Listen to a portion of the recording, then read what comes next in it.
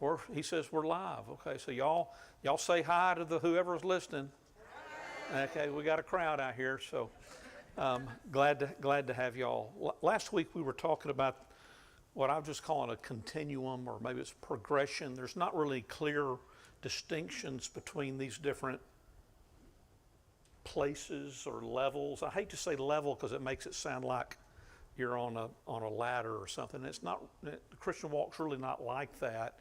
They kind of blend, but you can clearly tell that the progression as it goes toward the bottom is something that's deeper, right? You would say that resurrected life, where you've died and now you've been resurrected, which will happen someday. We celebrated Easter last Sunday. He's the only one who has made the resurrected life, but he's the first fruit of many. So we're hoping to be there. But at some point in time, you heard about God, you started believing God, and hopefully you've come to a place where you've had at least experiences with God, hopefully more than just an experience, that you continue to have experiences with God, with His presence, and that you start desiring, you start pursuing God, you want to seek Him and you want to follow Him.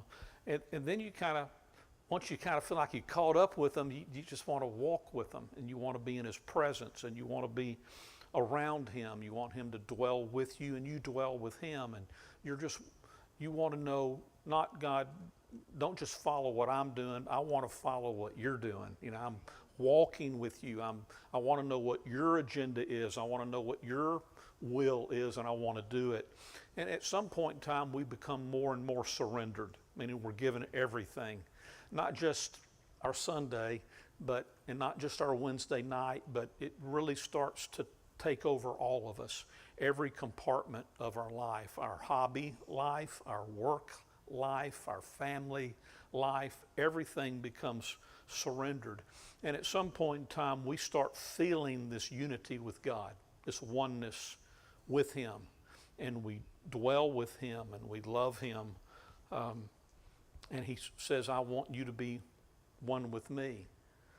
And when you know that you're one with God, do you have to worry about being one with other Christians?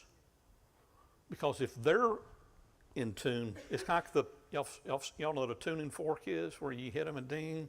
So if you're tuned up right and they're tuned up right, then y'all ought to be tuned together on the same frequency. And so the oneness is not only with God, but it becomes a oneness with others and people who are followers and believers. And that y'all are all still living. I guess there is kind of a resurrection life that happens while we're still here, because you're new, you're a new creature, a newborn, new life. So in one sense, resurrection life begins now, somewhere along this process, but at some point in time, resurrection life is after our physical bodies are gone, and we have this resurrection body that God's going to give us, and He promises, just like Jesus had. And so I wanted to kind of just refresh that. And my question is where are you? You don't have to raise your hands and speak out loud, but I don't want you just to learn information in the class. I want you to start applying it to yourself. And I think there's really something important about evaluating your personal depth with God. Because each of these gets deeper and deeper and deeper. I don't know about you, but my experience has been is sometimes I'll get down here and then it feels like I'm having a bad season, and I kind of slide back up the continuum, and then what I'm going to call yo-yoing back and forth. And a lot of that's not because not because God's not wanting unity with me. It's that for some reason, I've either disobeyed or I've quit walking with Him. There's something that I have done. And sometimes it can be something that happened to you. And because it happened to you, you then start we talked about last week, isolating, self-isolating, isolating. And if you're isolating, I can guarantee you you're going the wrong direction. But sometimes you just need to get alone and be with God. You ever felt like that? Just had a rotten day, so I think I need to go to the pier and pray. I need to I need to spend some time and get myself right with God, because right now I'm kind of creating a mess. And so, we find ourselves bouncing a little bit or sliding up and down. Is that consistent with what your experience has been? And so what value is there in you self-evaluating where you are on this continuum? I mean, is it enough just to know about it? Is there some value to you honestly evaluating your connection with God and being honest about it? Sometime in Sunday school classes, you'll ask people, and everybody's got everything going good, and you get the good Sunday school answers, and the answer is always Jesus, and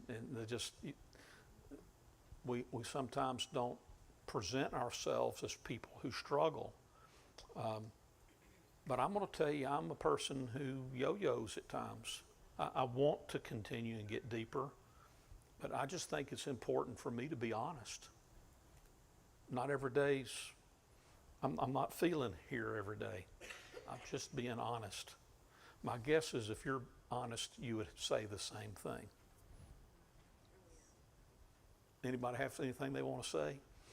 You don't have to have confession. I'm not asking for a confession time, but I think there's a value in, and the reason I say that is it becomes so easy for us as Christians not to focus on what my connection is with God, but focus on where somebody else is, right? And we're fussing at other people. My job is to save these lost people, but myself, I'm kind of wandering around myself.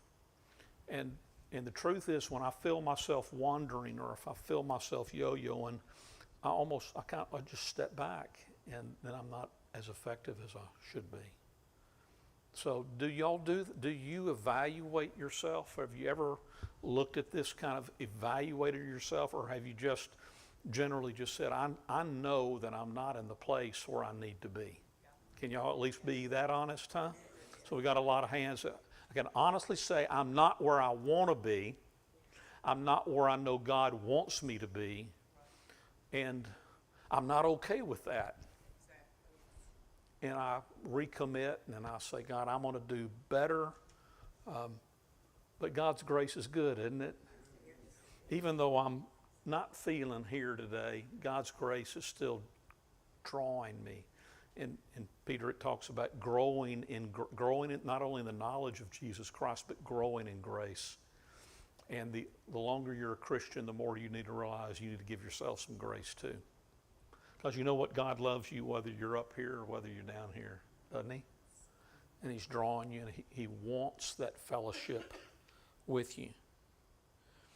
And so how do you react to your personal realization or analysis that you stuck in the yo-yo? Or maybe you're not yo-yoing, you're plateaued. And you're up at one of these levels, and you just honestly say to yourself, I am not growing deeper in my connection with God right now. And I know it, and I feel it.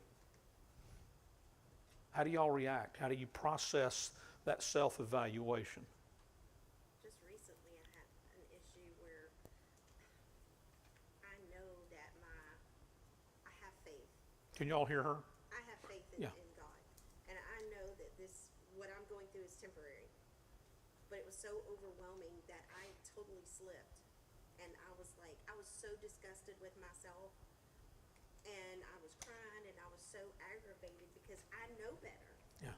But it bothered me that I even thought of, getting angry and being self-pity or whatever it was. I don't know, I was just like beside myself because I knew better. Yeah. Y'all can't see it, but she's got her foot up in a chair because she's got a foot injury or Achilles tendon injury. And sometimes it's those kind of events that cause us to spiral and slide right on back. You know you have faith, but you look up and you see you're not behaving the same way. You're not treating other people the same way. You know your relationship with God, and you can always blame it on something else. You can say, well, doggone it, if that hadn't happened, then I wouldn't be here. Thank you for being honest with that. Anybody else?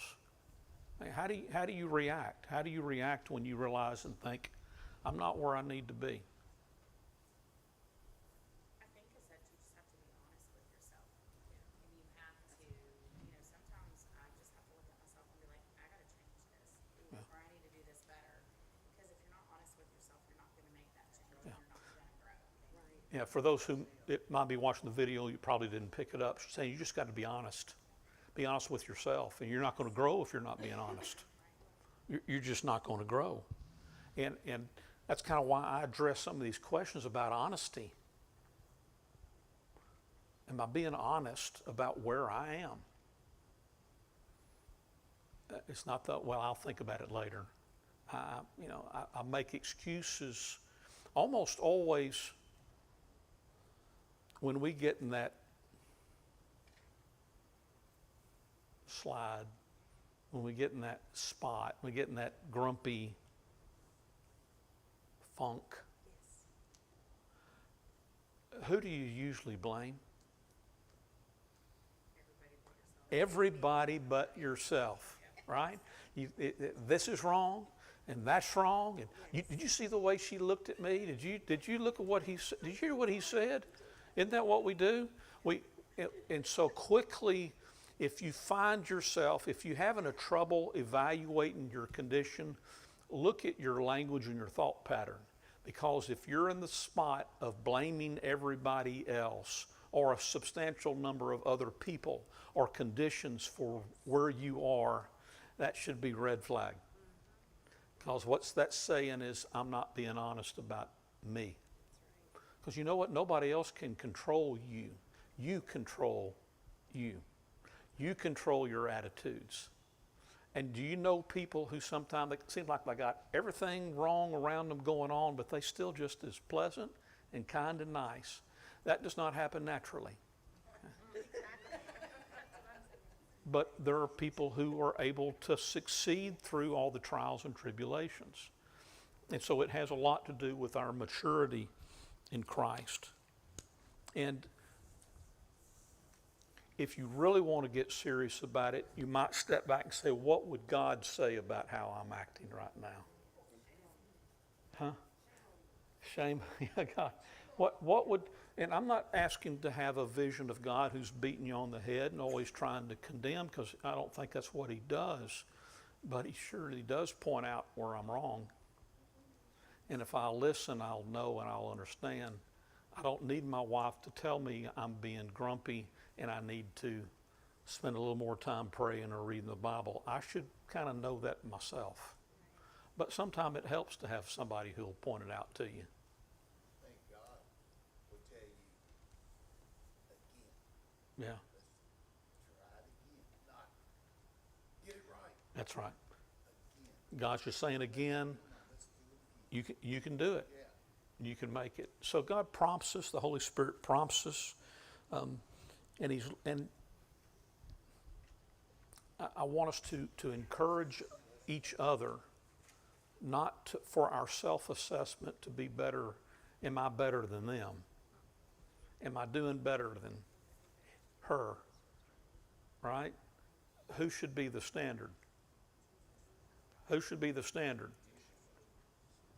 Who should be the standard where you're wanting to achieve?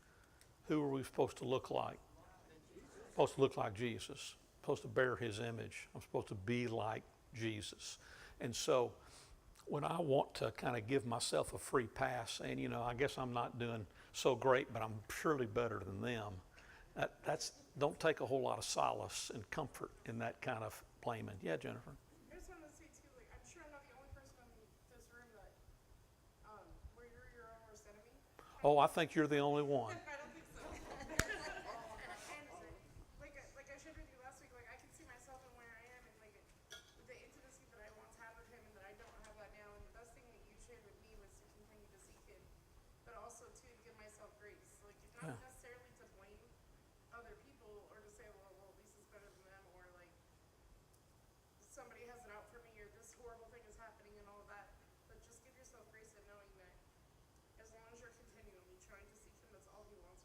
Absolutely. That really helped me last week when you shared. Good, with me. good. Carrie? When you're walking with God, everything's just going, you're home. And you're not doing it. You know it. Even if you may not want to deal with it for a while, but you know it. And you know all you can do, that it's you, it's not him. So you have to get back right now. Absolutely. When you know you're in that spot, you really know it. And you just got to get back in connection with them. Say it again? You miss so much if you're not right there. Life's going by. It's just like the river. It's going by, and it's just going by. And yeah, I missed this week. You know, I missed this today. You know, because I was just in that spot. And God's wanting to use you and be connected with you at that kind of level every day, all day. And I don't know about y'all, but it's a struggle sometimes. And I'm not ashamed to well, I'm not ashamed to be honest. Okay.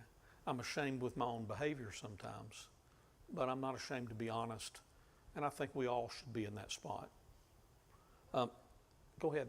Yeah, Carrie. Things that I can know I'm off path.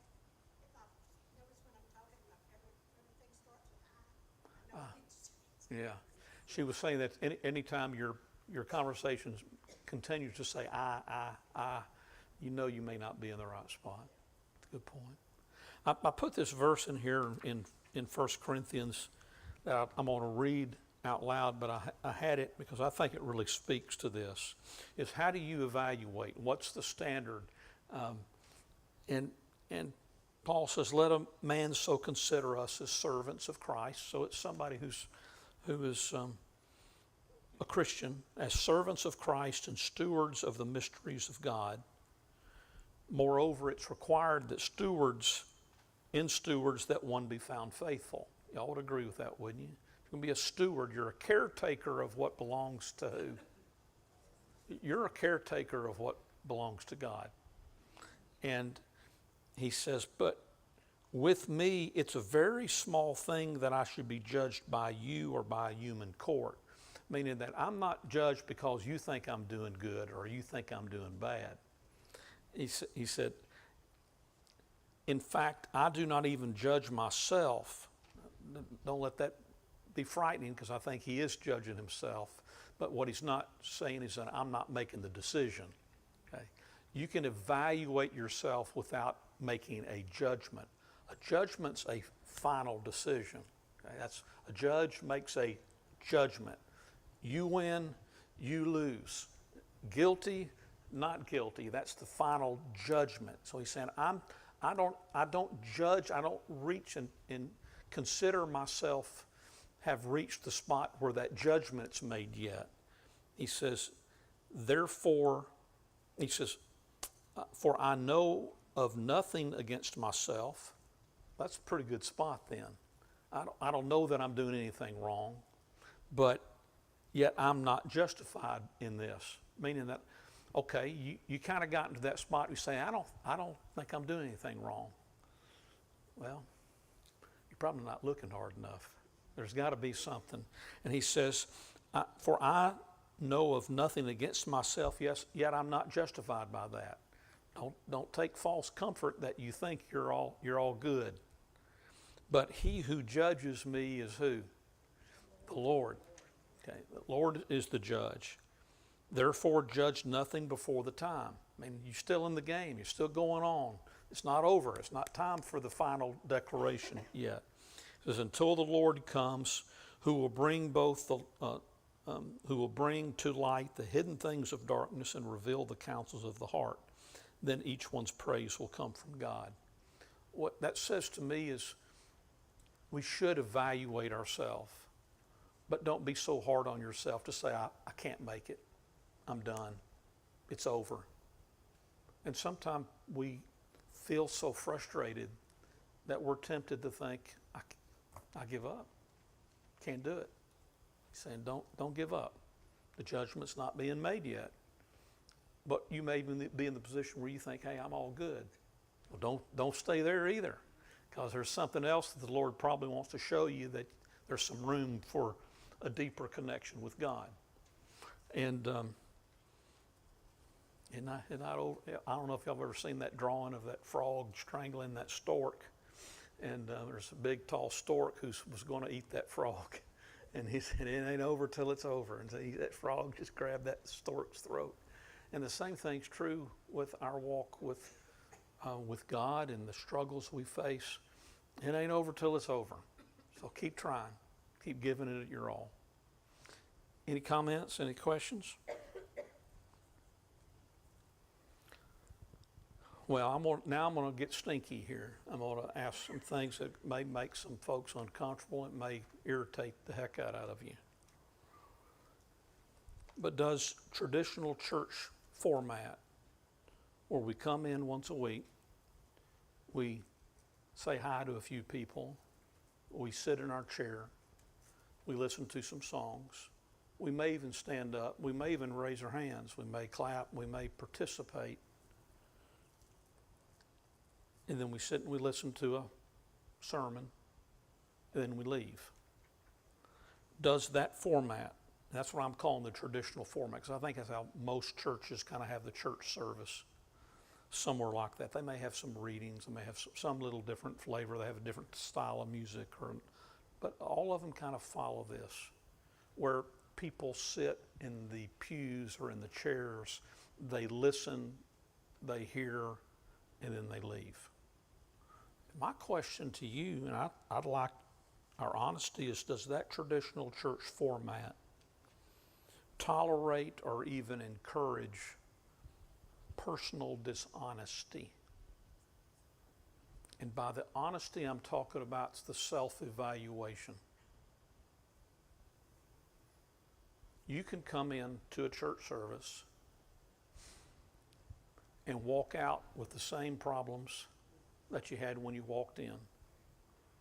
And they're generally, unless the sermon just happened to connect with you that day, and it might have connected with you anyway, but you walk out not dealing with it. See, the early church didn't meet in a big hall. Where did they meet? They met in houses, homes. I don't know about y'all, but if you've ever seen any of the homes over in the Middle East, and they're not that big, are they? They're a lot smaller than our houses. And even those of us who have nice, larger houses, it doesn't hold that many people. What's the difference in time spent with a small group of Christians where you're interacting with each other compared to when you come to a larger hall and you're just a listener? What's that? It's much more intimate when you're in a smaller setting, isn't it? Y'all agree with that? I mean, I'm not, don't, those who may be shooting mean looks at me right now, I'm not saying nobody's doing that, I'm kidding. But I'm not suggesting that we don't do what we do on Sundays. My question is if that's all we do, does that foster, does that encourage the honesty that we need to be conducting with ourselves and that others need that help with? Because remember in the diagram, we're supposed to be getting information and fellowship from someone, and we're also supposed to be doing what with it? Giving it to someone.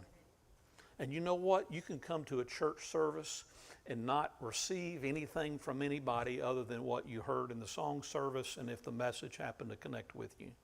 And you could leave here without ever speaking into somebody else's life. I'm not being negative on the church format. I'm just asking this question. Because some people can go to the traditional church service all of their life and never really connect here. I mean, don't you know people who come to church and they leave because they feel like they never made a connection, right? They'd never made a connection And so we're not going to be talking about ideas until next week. This week, I just want to throw out the issue. Every problem is an opportunity for growth. But it's important for us to recognize that there are things that may be problems. Yeah, Daryl? Well, Jesus' ministry was set up in the multitudes, the 120, Yeah. the 12, but the 3 close people. Yeah, what he was saying, if you didn't catch it on the, I'm repeating it so the people who may be watching on video, is that Jesus ministered to the multitudes. He also then had the 120, and then he had the 12, and then he had the 3. And there's different discussions that go on depending upon the number of people in those groups, aren't there? Man, when it's really Peter, James, and John, there was some really meaty stuff that exchanged then. Really did. So I just want us to stop and think, because a lot of times we think, I go to church and that's good enough. I'm going to tell you, I've heard lots of people over the years who said, I don't got to go to church. See, my walk with God is personal. That's almost always a cop-out. My walk with God is personal, and I don't need to be part of a church. I believe in the church. I believe in the church. Jesus believed in the church. He instituted the church. The church is important. My question, please do not think that and take out of context that I'm trying to criticize the church. What I want us to open our minds to is the steady diet of just being a consumer of religious atmosphere. Is that enough to drive us deeper in our connection with God? I don't think it is, but I'm willing for somebody to argue with me if you want to. Carrie? I think that's between you and God to make it for it to grow. You're getting what you need there. Yeah. And it's got to be that personal connection. Because you're talking about that is important, because you may be connecting with God during that service. You may be getting that. I think there's a lot of value in it. I'm not suggesting that the traditional church experience cannot be used for us to walk deeper. I agree. It's not enough alone. But the question is it enough alone? Why not, Patty? Because from somebody like me who didn't grow up in church, when I listen to you, there's times where I get the message and there's times where I don't get the message. I'm like, I have no idea what David just talked about. So then when we get to lunch, I'm like, okay, y'all gotta break this down for me. So I need help in understanding what you were talking about. So if I don't go back to the Bible myself and do research, or talk with you or talk with others who are more biblically advanced than I am, then I'm never gonna understand what you're saying. I'm never gonna absorb it. I'm never Good gonna point. use it or give it back out. Let me make sure the people in the video could hear it. We're saying that sometimes you get the sermon, sometimes you don't quite follow what I'm saying. And there's a value to talking with other people to say, help me walk through that. Help me understand what he's saying. If And I don't understand what you said, there's no way I'm gonna relay that to somebody else. very, very good, very good. What else? Deborah, you were saying something? The fact is not just coming to church to get fed, but we need to get fed and then also build. This is our family. We want a family atmosphere where when you go to your house with your kids and all that, do you sit there and not say anything or just sit, watch TV, get up and leave and go? Or do you communicate, you talk, you get to know each other, find out what you did? That's where you've got to build the relationships, you strengthen your core in order to go out and spread and bring in more. So the connections need to be more than just the Sunday morning platform. But don't you know a lot of people who that's all they do? The only diet they get is the Sunday morning service. And they're missing something. It's that follow-up discussion that you have with people, speaking into their life and then speaking into yours. That's essentially what you're saying. Yes, Faye? David, when we used to do those home groups, we not only learned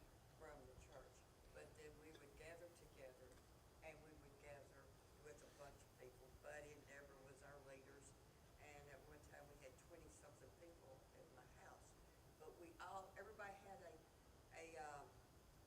an understanding or something they wanted to discuss. And we grew more and more of learning closer, getting closer to God, all of us did. Yeah. It was great because we were all interacting with each other and helping one another to understand what some of us did not understand. So there's a value in that meeting together and talking. There's no question about that. Because there was a lot, even me. And I grew up in church. My grandfather was a pastor, my great-grandfather was a pastor, my grandfather was an elder, my daddy was a deacon. Church was all the time. But still, you can always learn each and every day more and more. My daddy read the Bible front to back over 20 times in his life. Yeah. And he was always learning something new every time he reread the Bible. You can, and when you talk to others, you learn more, and you get that relationship with God. He says, it more than just a Sunday morning experience? If we're really going to do this, shouldn't it really be more? So does that mean we just have more meetings? Or everybody has to come get together? And we're going to, I'm not asking for an answer right now, because we're going to talk about structurally what do we do to increase this in our lives and in the lives of other disciples. Also, how do we start bringing that to non-believers? That's a whole nother task. But I'm hoping that we see that just the traditional service where you come in and you sit creates no expectation for you to be honest. And the truth is, how many of y'all are going to stand up in the middle of church and say, I've got a problem with this sin, will everybody pray for me? Not many people got the courage to do that. God's really got to put something on you for you to do that. Isn't that true? But how many of you, when you do listen sometime and you're participating in the service, in your mind you're thinking, man, I got a problem and I got to deal with it and I'm really going to do better? How many of y'all? I know Patty doesn't ever, because she doesn't understand my sermons. I'm teasing with you. I'm teasing. I'm teasing. So you can do it with a prayer. That's right. And we'll have a prayer time. But even beyond prayer, how many of y'all would feel comfortable standing up in the big assembly doing that? Not many of you. Does that mean you don't got some problems going on? No, you got problems going on. You're just not telling anybody. And maybe somebody will peck you and say, hey, Mike, what's going on with you? Your eyes don't look bright. What's going on? You know, what's happening to you? And sometime an individual may do that. You may have the discussion with an individual or one or two people. But we don't spill the beans very often to the big group. The truth is that's probably wise, right? Yes. And so it's not just self-protection, it's probably wisdom. Everybody doesn't need to know your business. But if on the other side of that coin, if you know that you need to change or you need to grow deeper and you've just decided it in your mind and speak to no one else about it, is that a good thing or a bad thing? Huh? You're here, but you're self-isolating. See, there's a self-isolating where you don't even come. But you can also self-isolate and for your booty to be in the seat at every meeting. Yes. Isn't that true? Very true. Carrie? I know 3 people right now that go to church, not here. They go to church, they don't go for the singing because that way they get there a little bit later. And as soon as it's over with, they're gone. We'll see people do that too. Yes. There's she was saying sometimes people that she knows will, not at this church, but at somewhere else, will come in late so they don't have to really mingle. And then as soon as the last amen said, they're out the door. Right? something's going on with generally. I mean, maybe you've got a meeting you got to go to. I understand there's you got to go pick up a relative at the airport. There may be reasons to leave earlier. Your casserole's burning and you know it. You forgot to set it right. There's reasons sometimes to do it. But if that becomes the practice all the time, there's something going on with that person because they're afraid, they have self-isolated even though they've come. But they're still coming, and that's a good thing. But I do think that it's important for us as disciples to look for that. Those are the people you look for and you try to grab and you try to connect with and you try to touch. But if all I'm doing is just coming and I hate this phrase, but I've heard people use it. I'm just there to go get my worship on. You ever heard people use that phrase before? I'm here to get my worship on. I'm thinking that's the most selfish sounding phrase I've ever heard. Well, it's not the most, but it's one of them. You know, no, I'm here not only to worship and connect with God. It's not a performance. There should be some meaning to it. And I just want us to rethink that. I want y'all to think about this week is, have I become a consumer of religious atmosphere and information, and I walk in and I walk out carrying the same bag of rocks that I had when I came in? Because if I'm doing that, I'm hurting myself. I'm shooting myself in the foot. So, that next topic I have is, does making disciples contribute to this deeper connection with God? And if so, how? How does discipleship, and remember, when I'm talking about discipleship, I'm not necessarily talking about what you're giving to somebody else. I'm also talking about what you're receiving from someone else. Does the relationships, the connections with people who feed you and the connection with people that hopefully you will feed or reach out to or pour your life into, is that important for your connection with God? Why? I mean, because I thought it could just be it's just me and God. See, that's all this is. It's just God and me. God and I. That was proper English. Because Huh? you could think that you know everything, right? Like, if you're just thinking like, this is me and God, that's all I need, me and God. And yes, but no, because I could think I know everything and be on the complete opposite track of where I need to be. And the only way I'll ever know is to have people to teach me or to tell me, hey, you're not like that. You know, Paul Hirsch, you're like, hey, you're being a little hard on yourself, you know? You know what I mean? Because you're just in your own head, so. We have So- to testify to each other. Yeah. Testify our experience and the things that we've been through, so we can all learn from the experiences, different experiences that we've Yeah. been through. Y'all have heard the biblical phrase, as iron sharpens iron. And sometimes that happens through a little friction. Guided friction. Respectful friction. But it's friction because it's shaving something off of you and you're growing, you're getting sharper. And it's important. It's important to interact with other people. I'm not asking for a show of hands right now, but I want you to ask yourself, who feeds you? Who pours their spiritual life into you? Have you reached the point where you don't have to listen to anybody else because you know everything?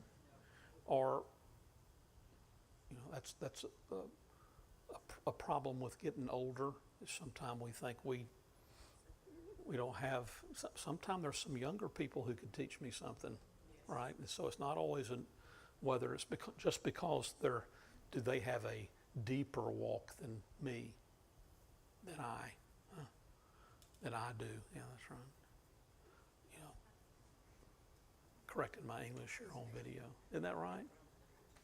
It may not be they have a deeper walk, but if they hear from God, there may be something He needs to That's an excellent, See, we're ambassadors, so we're bringing in the kingdom, or, you know, we're supposed to be showing the kingdom. Well, if we're being God, then we can't show the kingdom. so does, If it's just me and him. so for somebody to feed you or to pour their life into you, do they have to be deeper with God than you are for you to get anything out of them? No. But can you see how sometime in our pride would say, well, they don't know as much as I do. I won't accept what they say, or I won't even try to glean something from their life and their experiences. It's a mistake. And so I'm asking you to think about that. And I wrote that question down. Who speaks into your life? Who pours into your spiritual life? Who feeds you? And I'm going to tell you, it has to be more than the person who's preaching. It has to be individuals in the church. It has to be. It needs to be for it to work well. There may be trusted podcasts and teachers, but there's a lot of nutty ones out there too. So I don't know what you're listening to, but I can assure you, you're getting more information than what you're getting on a Sunday morning. You're getting teachings from somewhere. Most people, if they're consuming much religious information, they're getting it somewhere. Yeah, Daryl. You might hear, and it may sound good from that person, but until you have a relationship and see him work, as I say, see him live, then what he's speaking may not.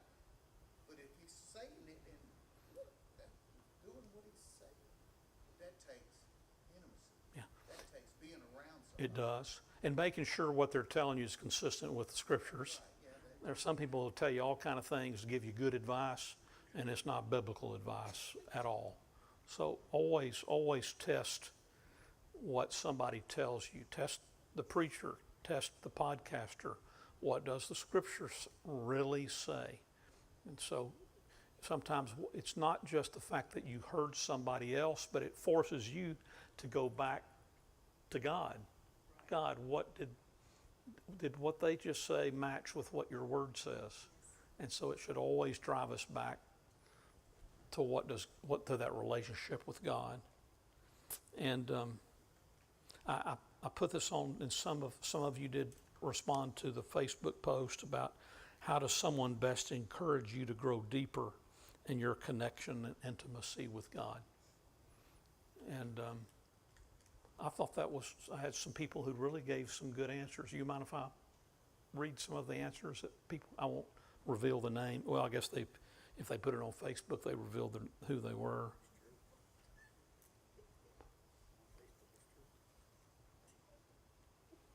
Somebody says, you're an idiot. You just don't know. No, nobody said that. Was that Patty? No, Patty did respond on there. Patty, in fact, was the first one to respond. She says, I like when someone understands where I'm at and is willing to meet me there. Yes. Yes. What do you mean by that? So,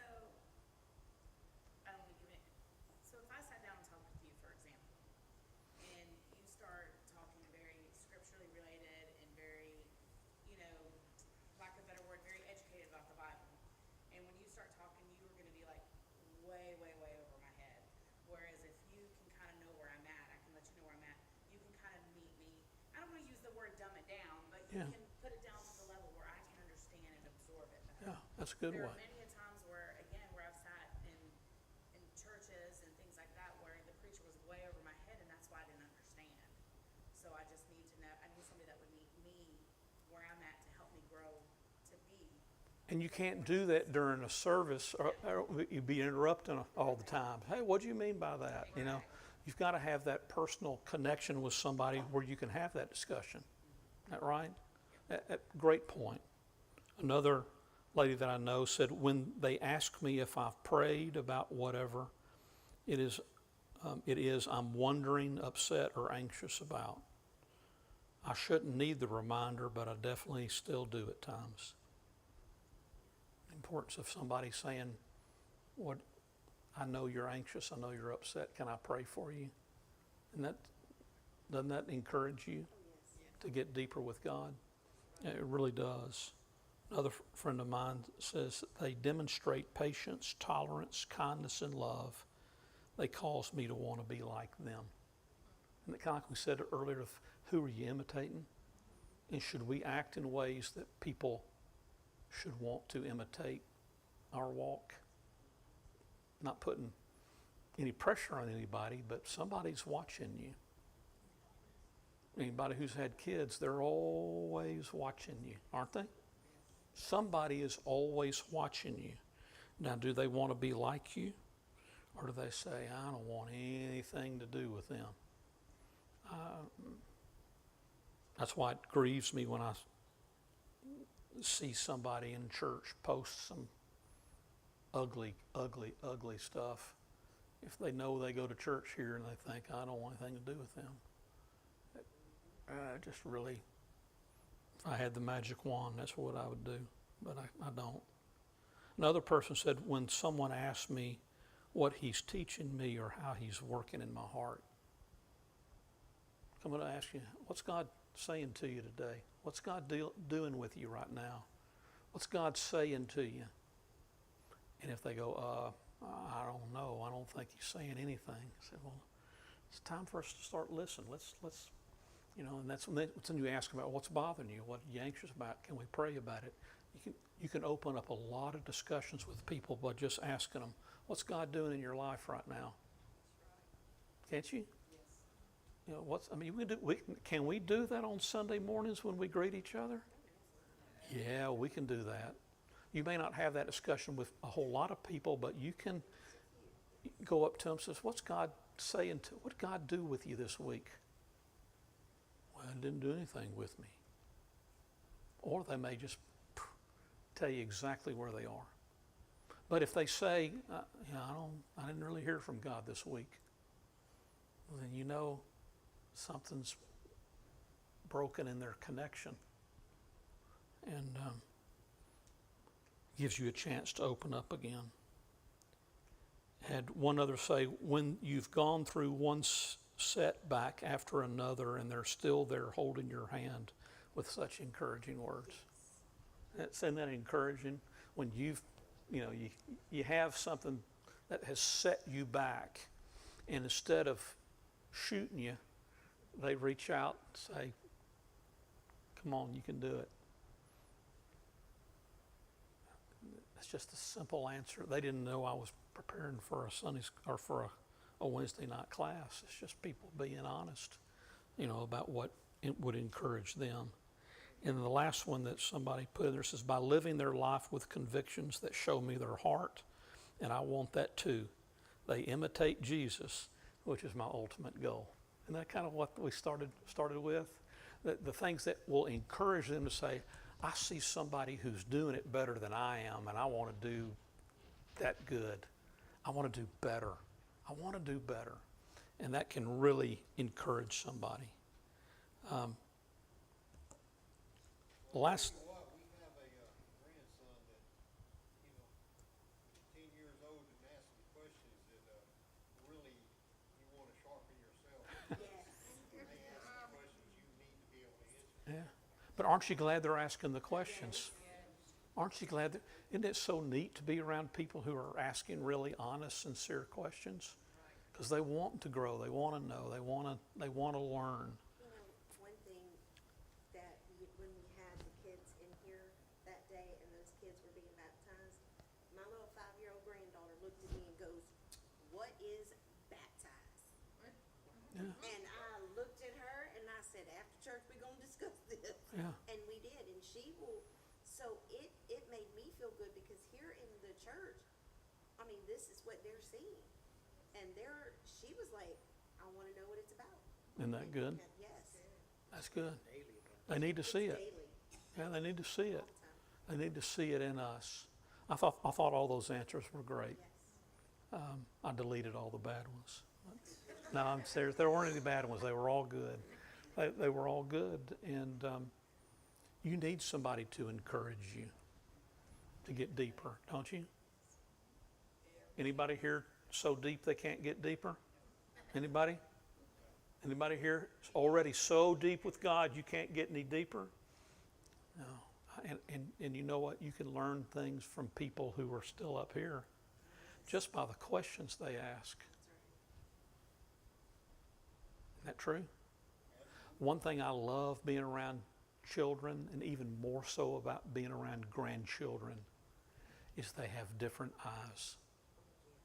They get excited about things that I have now lost my excitement about. Because I've seen it, right? Look at the turtle. Ah, look at the turtle. Look at Oscar. You know, and I still do get excited about Oscar, but that's my snapping turtle. A lot But of times they'll talk about stuff that as adults we won't, because they're just more open, they have that open heart. They don't know yet to be embarrassed or ashamed or whatever. and the reason I'm really bringing that up is don't feel like you can only learn from somebody who's deeper. You can learn from babies, the wisdom from babes, and the questions they ask.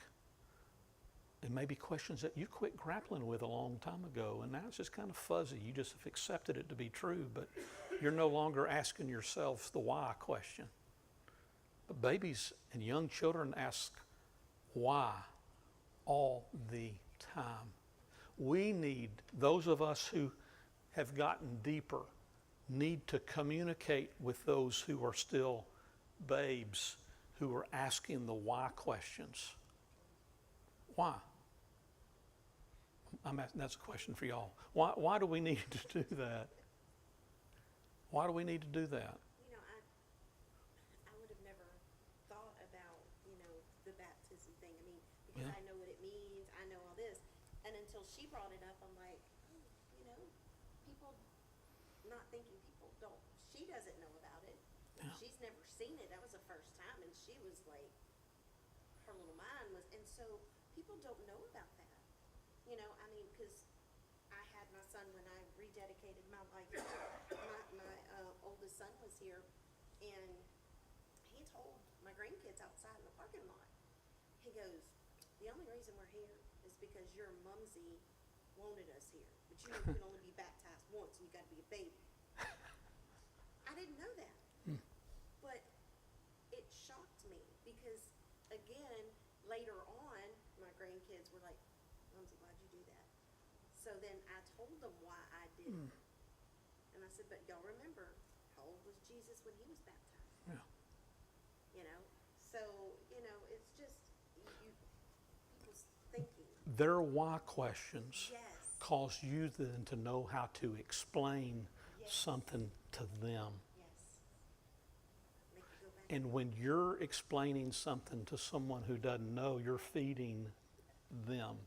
You're pouring into them.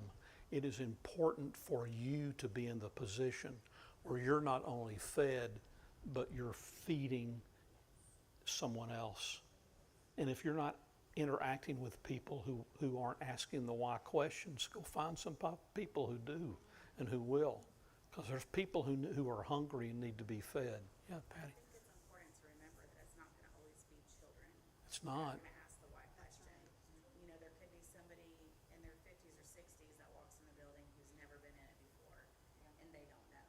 And I'm referring to babes not just in age, but babes in spiritual understanding. And that's why it's important for us to share with those people, because they're going to ask questions and we need to be prepared to communicate with them. And you know, if you don't know the answer, it's okay to say, I don't know. Don't just make up an answer. And that's where you go talk to somebody else who does know, you know, and then you either get it from the Word and from God, or you get it from somebody else you know and trust. And so it becomes this cycle just keeps on going. But it doesn't happen if all we do is sit in a Sunday morning service. It doesn't happen. Doesn't happen. Daryl? In the word, it says, be ready to give an answer, or why you believe in what you believe. At all seasons, be prepared. If you can't give an answer, then they're gonna look at you and say, what are you? Yeah. You just going along with it. That's right. Last question. Into whose spiritual life do you speak? Who do you pour your life into? Who do you feed? And I put down here just a few verses from John. If I only had one book in the Bible to read, it would be John. And if I only had 5 or 6 chapters that they gave me in prison, I'd want John 13 through 21. It's just so rich. It's just so, because it speaks about this so much, about the oneness with God and the Holy Spirit. But John 15, of course, he said, if you abide in me and my words abide in you, and you will ask what you desire and it shall be done for you. We wonder sometimes why our prayers aren't getting answered. It's because we're not abiding. You know, we're still disobeying. By this my Father is glorified, that you bear much fruit, so you will be my disciples. Isn't that beautiful? It's that abiding process. The deeper we get, wherever that abiding is down here. You start abiding up here, but you just abide more and more and more. And it's going to have an impact because it's going to bear fruit. And when it bears fruit, how does it make you feel? It makes you feel great, doesn't it, Dee? Fruit is not made to stay. It's made to, that's what our gifts are for. It's not for us. Fruit's doesn't grow on the tree for the tree to eat it. It grows on the tree for somebody else to eat. Isn't that profound, huh? We're supposed to be in the process of feeding others. So I wanted to end here with this verse from Jesus, and I paraphrased the last part of it because I didn't have enough room on my page, and I didn't want to print 2 pages. But y'all understand there was more to this discussion than the things that he said here. That Jesus saying, Simon, son of Jonah, do you love me more than these? And Simon he was one of the 3. And he betrayed Jesus. And he wept bitterly. And don't you know, he felt horrible about it. And then Jesus is now restoring him. In fact, he had gone fishing. Instead of sitting up there with Jesus up in Galilee when Jesus had come back during 40 days. For 40 days, Jesus was back on the earth after the resurrection. He was on the earth for 40 days, and he told Mary and them to go to Galilee. So they had gone to Galilee. That's why Peter was up in Galilee, said to the mountain that we talked about going to. So we don't know which mountain, but all of those mountains you can look and you see the ocean, the Sea of Galilee from that vantage point. And at some point in time, Peter left the presence of Jesus and went fishing and took a bunch of his other disciples with him. And Jesus didn't wait for him to come to him. Jesus went to him, right? Do you love me more than these? He said, yes, Lord, you know I love you. And he said, feed my lambs. Had some more discussion. Do you love me? Tend my sheep. Some more discussion. The last is feed my sheep. Last instructions we know that Jesus gave to Peter, personal instructions, was, man, you're here to feed. And as you feed, you get restored. And as you feed others, you get pleased because you see that God's working through you. And the more you see God working through you, the more you want to do it, right? The more I feed someone else, the more I take care of the lambs, the little ones, feed the sheep, and I tend to take care of them spiritually. It makes you stronger. And if you're stronger, you're feeling better. You're moving deeper in that connection, and you're doing exactly what that discipleship circle is. That's it. Isn't that neat? But we're going to kind of next week switch gears a little bit on how do we improve upon what we're doing. Do y'all think we need to make some changes of some kind that causes us to do this? Both personally and as a church, do you? I mean, I don't want to create that's why I didn't want to start with, hey, here's our program, this is what we're going to do. I want us to understand, is it something we really believe will address this? So I'm asking you to pray about that and to consider that, and for us to talk about it. I don't want us to do something because it's a church program or because that's what somebody taught you ought to do. I want it to be something that's truly led by the wisdom of the Holy Spirit. And so I'm asking for you to seek that along with me and the other elders. Just what, God, what is it that we can do that will foster and increase this deeper connection, that will cause us to be honest with ourselves and create these connections with others in a real and meaningful way. That's all I got tonight. Any other comments or questions? Will you shut off the video?